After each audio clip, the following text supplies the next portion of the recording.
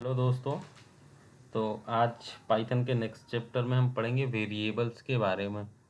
तो जो ये वेरिएबल्स का कॉन्सेप्ट होता है ये हर लैंग्वेज में होता है। तो ऐसा नहीं है कि आपको बस पाइथन के लिए ही पढ़ना है, ये पाइथन में भी है, जावा में भी है, जावा स्क्रिप्ट, सी सी प्लस प्लस, रस्ट, कोई भी लैंग्वेज हो, सब में वेरिएबल्स का कॉन्सेप्ट होता है। तो वेरिएबल्स क्या होते हैं? वेरिएबल्स एक स्टोर करने की जगह है, बस कि किसी भी चीज़ को स्टोर करना है। जैसे आपको अपना नाम लिखना है तो उसको कहीं तो स्टोर करना होगा, तो एक वेरिएबल्स में स्टोर करते हैं। तो सबसे पहले अपन क्या करेंगे कि फाइल का एक फ़ाइल बना लेंगे, सॉरी। और यहाँ पे प्लस वाले आइकन में पाइचाम में अपन क्लिक करेंगे और जैसे यहाँ पे अपन एक पाइथन फाइल का नेम डाल देंगे। जैसे कोई भी नाम डाल देता हूँ, जैसे मैं अपना नाम डाल देता हूँ, ठीक है। और ये डॉट पी वाई या पी वाई डालने की ज़रूरत नहीं है, आप एंटर करोगे वो ऑटोमेटिकली पी वाई फाइल ले लेगा। तो बस इतना ही करना है कि आप एक फ़ाइल क्रिएट कर ले, इसके अंदर आप प्रोग्राम लिखोगे, जो भी प्रोग्राम लिखोगे नीचे एक आउटपुट मशीन आएगी, मतलब जहाँ पे आउटपुट स्क्रीन होगी वहाँ पे दिखेगा। तो यहाँ पे आपको एक जेडी सॉफ्ट करके डॉट कॉम दिख रहा है, तो ये कोई मेरी वेबसाइट नहीं है, ये एक रिकॉर्डर है। तो उस वेबसाइट से तो प्रीमियम वर्जन नहीं है, तो इसके लिए ये आपको दिखता रहेगा, तो उसको आप इग्नोर करना है। आप यहाँ पे आप पढ़ते रहो। तो वेरिएबल्स क्या होता है? वेरिएबल्स का मतलब होता है कि वैल्यू को एक नाम देना ताकि हम उसे बाद में यूज़ कर सकें। तो जैसे आपको एक जैसे किसी का नाम राहुल है, तो राहुल किसी वेरिएबल्स में स्टोर करना है, जैसे ए इक्वल्स टू, अब मैं यहाँ इसके अंदर राहुल लिख देता हूँ। तो ये राहुल जो है वो ए के अंदर स्टोर हो गया है। अब मैं अगर इसको प्रिंट करता हूँ, जैसे देखो प्रिंट करके मैंने ए को प्रिंट किया, तो और ये रन वाला जो है यहाँ पे मैंने रन कर दिया। यहाँ पे देखना आप, ये राहुल जो है ये प्रिंट होके आ गया, ठीक है। तो इसका क्या मतलब हुआ कि ए के अंदर अब हमेशा के लिए राहुल स्टोर हो गया है। आप इसको जितनी बार भी यूज़ करोगे, आप प्रिंट को मान लो 2 बार 3 बार कितनी बार भी यूज़ करो, ये देखो राहुल ही प्रिंट होके आएगा, ठीक है। अगर ए है और मान लो चलो मैं बी में कुछ स्टोर कर देता हूँ, समझो ए से पहले ही बी में कर देता हूँ, या कुछ भी कर दो, बी में मान लो मैंने 6 स्टोर कर दिया और ए की जगह अब यहाँ पे मैंने बी प्रिंट किया, ठीक है। फिर से रन करते हैं। देखो पहले वाला जो लाइन है वो राहुल प्रिंट करता है, जो कि ये प्रिंट करता है। ये बी के लिए यहाँ पे 6 प्रिंट हो रहा है। अब आप ये बोलोगे ये सब ऐसे क्यों प्रिंट नहीं हो रहा? देखो आउटपुट का मतलब ही होता है कि जो चीज़ हम दिखाना चाहते हैं वो प्रिंट के थ्रू ही दिखती है टर्मिनल में। मतलब सॉफ्टवेयर बनाना है तो इसका ये मतलब थोड़ी है कि सारा का सारा कोड दिखा देंगे। कोड हमें उतना ही दिखाना है, या फिर जो आउटपुट है जो यूज़र को समझ आए, जो मतलब कि आप जब सॉफ्टवेयर बना रहे हो तो आखिरी में जब बन के वो रेडी होगा तो यूज़र को क्या दिखेगा? यूज़र मतलब कि कस्टमर हो गया, जिसको हम वेबसाइट बना के देंगे या कोई कंप्यूटर का सॉफ्टवेयर बना के देंगे, उसको क्या दिखेगा? तो अभी आपको तो ब्लैक स्क्रीन दिख रही है, लेकिन जब बड़े बड़े सॉफ्टवेयर बनते हैं तो उनको अच्छे से दिखता है। तो अभी के लिए आप इतना समझ लो कि ये आपको काली स्क्रीन दिखेगी, ये हमेशा ऐसे ही आउटपुट होगा। और यहाँ पे हम अपना इनपुट डालेंगे, मतलब कि यहाँ पे अपना कोड लिखेंगे। तो वेरिएबल्स का ये मतलब है कि डेटा को स्टोर करना। आप इसमें कुछ भी स्टोर कर सकते हो, 6 स्टोर करो, 66 स्टोर करो, या कुछ भी स्टोर करो, वो उसके अकॉर्डिंग। अब बी में क्या हो गया, ये इतना बड़ा डिजिट स्टोर हो गया। अब बी को जब मैं हम प्रिंट कर रहे हैं यहाँ पे, और ये देखो बी में अब क्या होगा, ये वाली वैल्यू आ जाएगी, ठीक है। तो ये हो गया वेरिएबल्स का मतलब कि वेरिएबल्स में कुछ स्टोर होगा। तो वेरिएबल्स के नाम जो हैं वो उनका भी एक तरीका होता है रखने का, और वेरिएबल्स में किस चीज़ को कैसे स्टोर रखते हैं। अब जैसे ये नंबर है, अब नंबर के अंदर नंबर को हमने नॉर्मली ऐसे ही स्टोर कर दिया, इसके अंदर कोट्स नहीं लिखा। लेकिन राहुल लिखने के लिए हमने कोट्स का यूज़ किया है। तो जो स्ट्रिंग वैल्यू होती है, जैसे A B C D, A B, या जो भी है, कोई लंबा सा नाम है, इसमें राहुल कुमार मैं लिखता हूँ, तो ये सारी जैसे ये वैल्यूज़ हैं, इनको हमें डबल कोट्स के अंदर रखना होता है, क्योंकि ये न्यूमेरिकल नहीं है और ये थोड़ी यूनिक यूनिक टाइप की होती हैं, मतलब स्ट्रिंग टाइप इसको बोलते हैं। तो इसलिए हमें कोट्स में रखना होता है।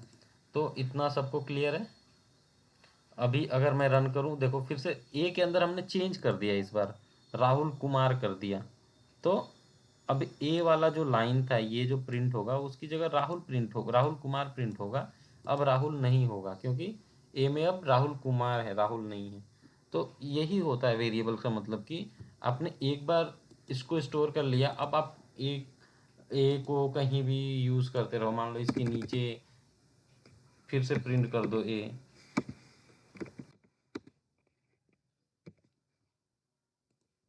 और इसको रन करो। देखो पहले राहुल कुमार, फिर नंबर, फिर राहुल कुमार, ऐसा करके प्रिंट होगा। ये देखो टर्मिनल जो है या फिर जो बोलो आउटपुट स्क्रीन है आपकी, यहाँ पे ये आउटपुट दिखता है। ठीक है, तो हम यहाँ से स्टार्टिंग से देखेंगे कि किस किस टाइप की चीज़ें स्टोर हो सकती हैं।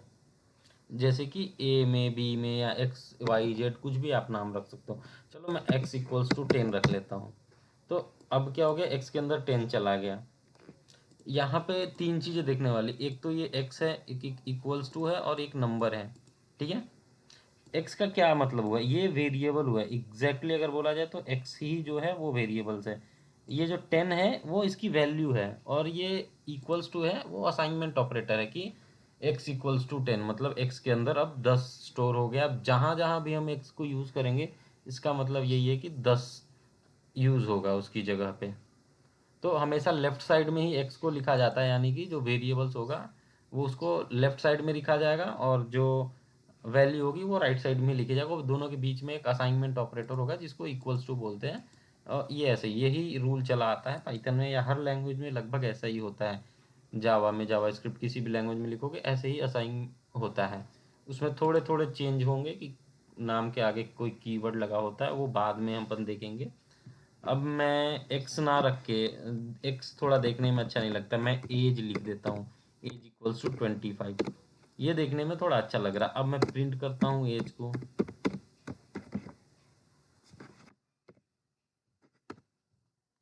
और फिर रन करता हूँ। देखो 25 रन हो गया। ठीक है, ये बात नीचे कुछ सजेशन आ रहा है, उनको आप ध्यान मत दो। जो कोड है हमारा, ये 2 लाइन का ही कोड लिखा है हमने, वो ऑटोमेटिक सजेशंस आते रहते हैं। अब क्या है ना, ये टर्मिनल जो है थोड़ा स्मार्ट हो गया है, तो इसकी वजह से ये सजेशंस आते रहते हैं कि उनको लगता है कि हम बेटर कोडिंग करना चाह रहे हैं, तो कुछ चीज़ें वो पहले से ही लिख देते हैं। वो थिंक करते हैं कि आप कितना, मतलब वो थिंक करते हैं कि हम यूज़र को कितना अच्छा एक्सपीरियंस दे सके, इसके लिए ऐसा करते हैं। तो ये चीज़ें हो गई। अगर एज के बाद मैं ऐसे नेम नाम से एक वेरिएबल बना लूँ, ये भी एक वेरिएबल हो गया। वेरिएबल का वो बन गया। अब इसको, इसमें कुछ तो वैल्यू डालनी है, जैसे मान लो नेम डालना है, तो डबल कोट्स के अंदर डालेंगे या सिंगल कोट्स के अंदर भी डालोगे तो भी वो सही है।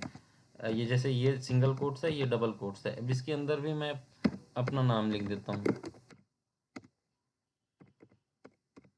ठीक है, तो अब मैं इसको, देखो अभी प्रिंट करूँगा तो 25 ही प्रिंट होगा, क्योंकि मैंने अभी इसको प्रिंट नहीं किया है नेम को, बस इसको इनिशियलाइज कर दिया। मतलब बोल दिया कि इसके लिए एक मेमोरी रख दो, कि नेम नाम से एक मेरा वेरिएबल होगा, उसमें हमेशा पप्पू कुमार ही रहेगा।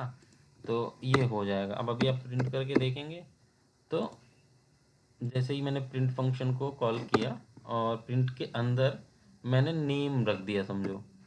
देखो यहाँ पे नेम क्या है ना, ऑटोमेटिक सजेस्ट हो जा रहा है कि बंदा क्या प्रिंट करना चाह रहा है। तो आप यहाँ पे अगर अपने कीबोर्ड का टैब केवल प्रिंट करोगे ना, तो ये नेम ऑटोमेटिक ले लेगा। और इसको रन करके देखते हैं, तो देखना ये पहली लाइन प्रिंट हो गई और ये दूसरी लाइन प्रिंट हो गई, मतलब 25 प्रिंट हो गया, पप्पू कुमार प्रिंट हो गया।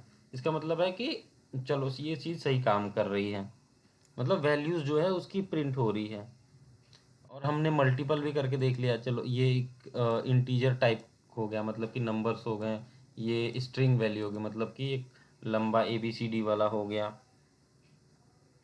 ठीक है, अब पाइथन क्या है कि ये एक डायनेमिक लैंग्वेज है, तो हमें यहाँ पे इनको बताना नहीं पड़ता है कि हम तुम्हारे अंदर क्या रखने वाले हैं। जैसे 25 हमने मनमाने तरीके से रख लिया, अब हमें बताना नहीं पड़ रहा है कि हम तुम्हारे अंदर इस एज वाले के अंदर मैं स्ट्रिंग वैल्यू रख रहा हूँ या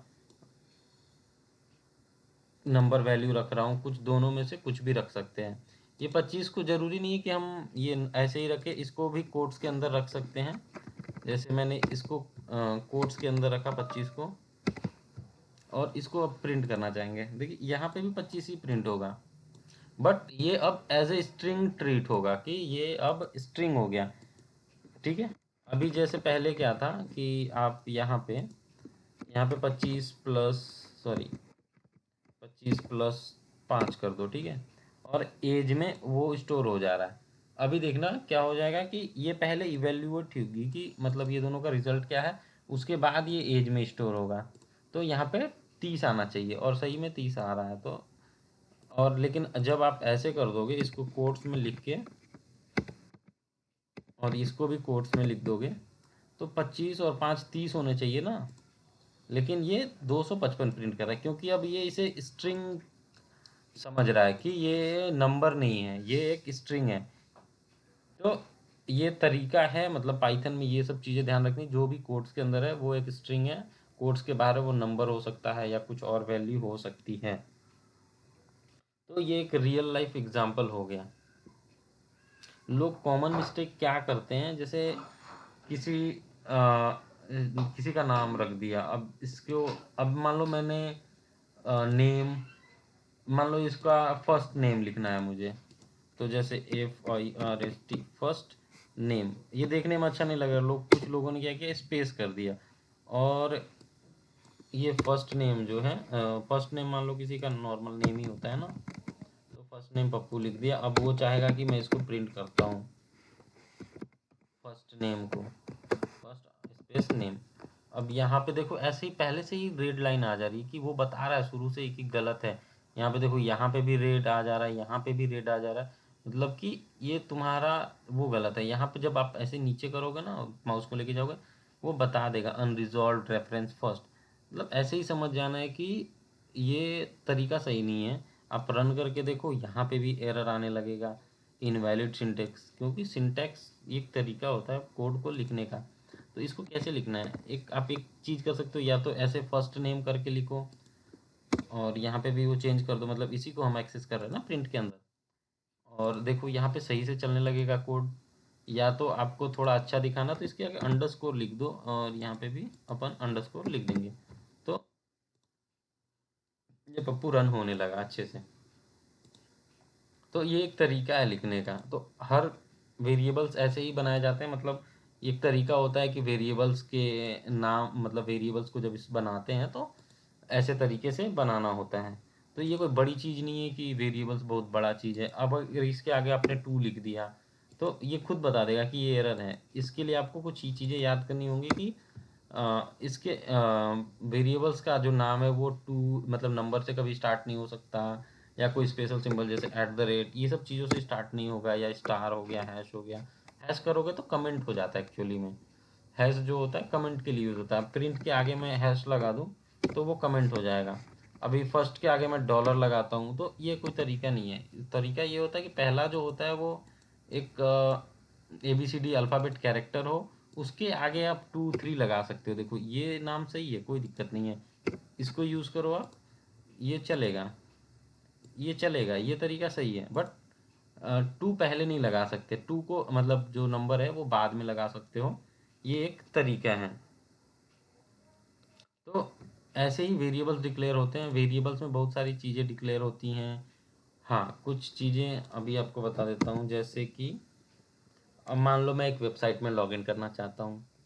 तो वेबसाइट में लॉगिन करने के लिए आपको पहले तो एक यूज़र नेम चाहिए होता है। तो एक यूज़र नेम नाम से मैंने एक वेरिएबल बना लिया है, जैसे मान लो पप्पू, ठीक है। अब वो देखो, ये टर्मिनल यार बोले तो पाईचाम इतना स्मार्ट है, वो बता दिया कि अगर इसने यूज़र नेम डिक्लेयर किया तो वो पासवर्ड भी बनाएगा। तो उसने देखो एक पासवर्ड नाम से वेरिएबल पहले ही बना दिया और उसके लिए जगह भी छोड़ दी कि इसमें क्या डालेंगे। तो चलो मैं पासवर्ड बता देता हूँ, ऐसे कुछ भी लिख देते, test@123। ये एक टेस्ट मतलब पासवर्ड हो गया। तो और अगर जब यूज़र लॉगिन हो जाए तो समझो कुछ चीज़ें हो उसके अंदर, जैसे किसी बटन पे वो क्लिक कर रहा है, या कोई सॉफ्टवेयर देख, मतलब कोई चश्मा देख रहा है या कपड़े देख रहा है, मान लो एक वेबसाइट में लॉगिन करता है। तो मैं एक वेरिएबल और बना देता हूँ, इस लॉग्ड इन, ठीक है, या इस लॉग्ड इन करके, और इक्वल्स टू, यहाँ पे देखो ट्रू हो गया। ट्रू नाम से हमने ये बना दिया कि ये जो है इसमें ट्रू स्टोर होगा, ठीक है। ये भी एक तरह का वेरिएबल का टाइप है, डेटा टाइप बोल सकते हो कि ये बूलियन टाइप का डेटा टाइप है। तो इतनी